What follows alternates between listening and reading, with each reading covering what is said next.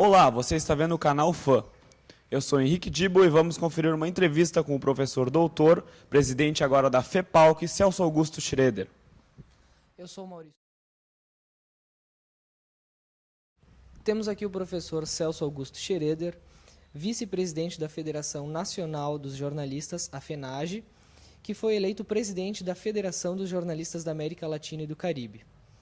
Bom, a primeira pergunta que a gente gostaria de saber, Schroeder, era qual a importância da FEPALC no cenário da imprensa da América Latina e como é visto o jornalismo no Brasil em relação aos outros países. A FEPALC é uma entidade relativamente nova, ela tem 3 anos de existência efetiva, mas ela é uma aspiração de muitos anos, né? Embora exista uma outra federação que é chamada FELAP, uma outra orientação política da qual a FENAGE também é afiliada. Essa associação, a FEPALC, que tem a sua base em Bruxelas, a Federação Internacional dos Jornalistas, ela aposta muito no fortalecimento da organização sindical e, na verdade, de defesa do jornalismo e dos jornalistas na América Latina. O Brasil está entre os 3 ou 4 países com o maior número de violência contra os jornalistas. Talvez aqui no Sul a gente não tenha muita dimensão disso, mas há um enorme número de assassinatos. São Paulo e o Norte e Nordeste são os lugares onde ocorre muito isso. E o México e a Colômbia são países onde o México, por exemplo, há um número maior de assassinatos que, por exemplo, que a guerra do Iraque, né, que é um número muito grande. Então, a organização dos jornalistas ela é fundamental para a proteção dos jornalistas em áreas de risco, mas também para a organização do ponto de vista do trabalho e do salário, das condições de vida, que também são muito, muito ruins. Aí a América Latina como um todo, o Brasil, por incrível que pareça, está entre os países com a melhor organização trabalhista, ou seja, está baseado ainda num conjunto de leis razoáveis. Então, para a FENAGE, a FEPALC é um local muito importante de organização, e para a FEPALC, a FENAGE era fundamental. Por quê? Porque a FENAGE é a maior organização sindical da América Latina, e é uma das maiores do mundo. Hoje só tem uma organização maior que a FENAGE no mundo, ou seja, somos uma grande organização e isso, obviamente, pesa nessas escolhas. Então, não estou lá pela bela cara, certamente, mas pela representação que tem a FENAGE dentro do cenário político e cenário dos jornalistas internacionais e principalmente dentro da América Latina. O presidente anterior é um amigo meu, Manuel Mendes, que é presidente da APO, que é a Associação de Periodistas do Uruguai, cumpriu um mandato dentro da possibilidade que uma entidade pequena como é a APO tem na América. Então, obviamente, há uma expectativa muito grande em relação à gestão da FENAGE, e isso me pesa muito nos ombros, porque eu tenho uma quantidade de coisas para carregar, não? Schroeder, e de que forma a questão do diploma será fortalecida a partir da tua entrada na presidência da FEPALC? Olha, o diploma, a forma de acesso à profissão com diploma, ela é muito peculiar no Brasil. Isso não é compartilhado em boa parte do mundo. Há outras formas, inclusive mais corporativas do que essa. Quando me dizem, então, olha, isso é muito corporativo, eu digo, então, tudo bem, vamos pegar a forma da Dinamarca, por exemplo, a forma inglesa, onde os sindicatos dos jornalistas escolhem quem são os jornalistas. No Brasil, a opção é um pouco mais universal e me parece uma das mais democráticas, uma das mais atuais do mundo. Esse debate ele entra na medida que nós forçarmos.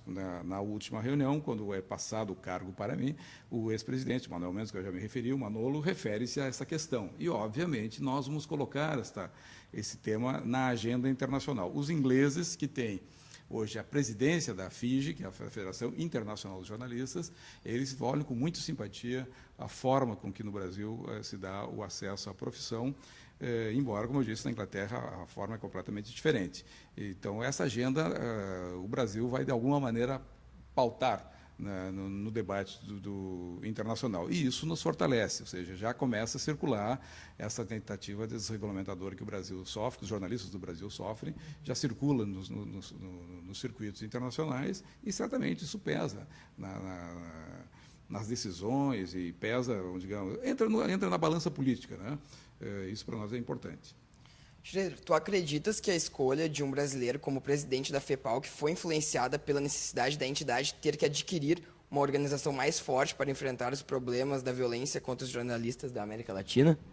Sim, eu não tenho dúvida. Pode parecer um autoelogio, não meu, mas a FENAGE, mas na verdade é isso. Ou seja, o tamanho da FENAGE e a organização da FENAGE e a forma com que a FENAGE se organiza, nós somos a única organização internacional que tem voto direto, por exemplo, todos os filiados votam. Isso pesa muito.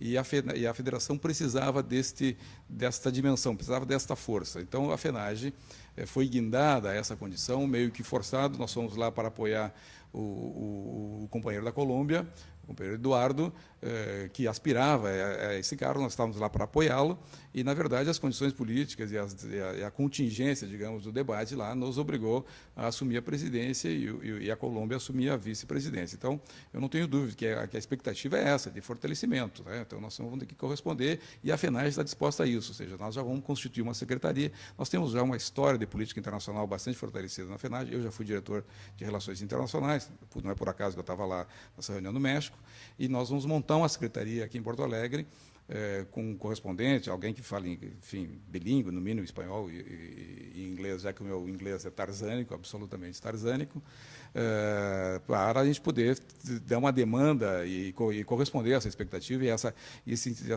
interface que nós precisamos ter urgentemente com a América Latina, com a América e o Caribe, e também com a Europa e Estados Unidos do Norte, que tem uma organização sindical bastante relevante, que a gente não leva muito em conta isso, mas a Linda Fowles, que é uma presidente do Sindicato Nacional norte-americano, ela é uma presença muito singular no cenário jornalístico norte-americano.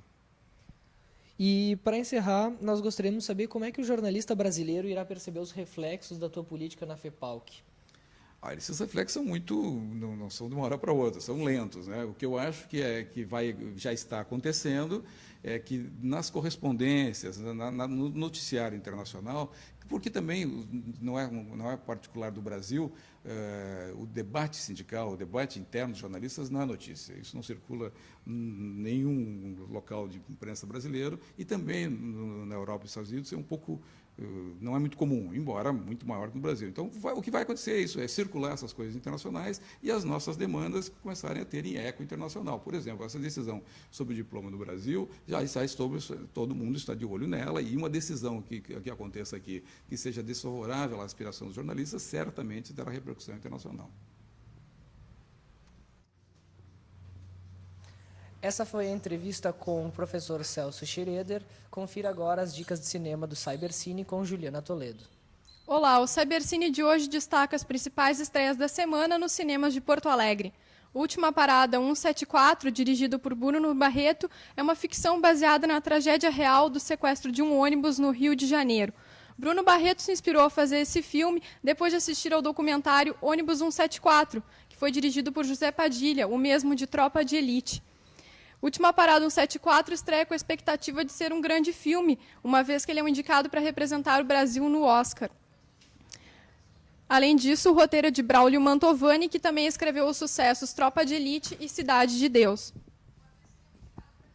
Outra novidade é o filme-concerto Arctic Monkeys at the Apollo. Ele traz a gravação do último show da turnê da banda Arctic Monkeys, que é considerada a mais importante banda de rock britânico dos últimos tempos. O filme terá uma sessão especial em Porto Alegre nesta quarta-feira, dia 29 de outubro, às 21 horas, no Unibanco Artplex, do Shopping Bourbon Country.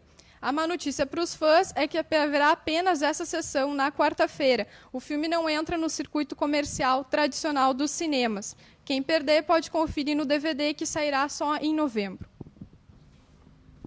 O ciclo de filmes Cinema e Trabalho segue em cartaz no mais novo cinema de Porto Alegre, o Cine Bancários. Estão em exibição bons filmes como Garotas do ABC, Domésticas e Eles Não Usam Black Tie.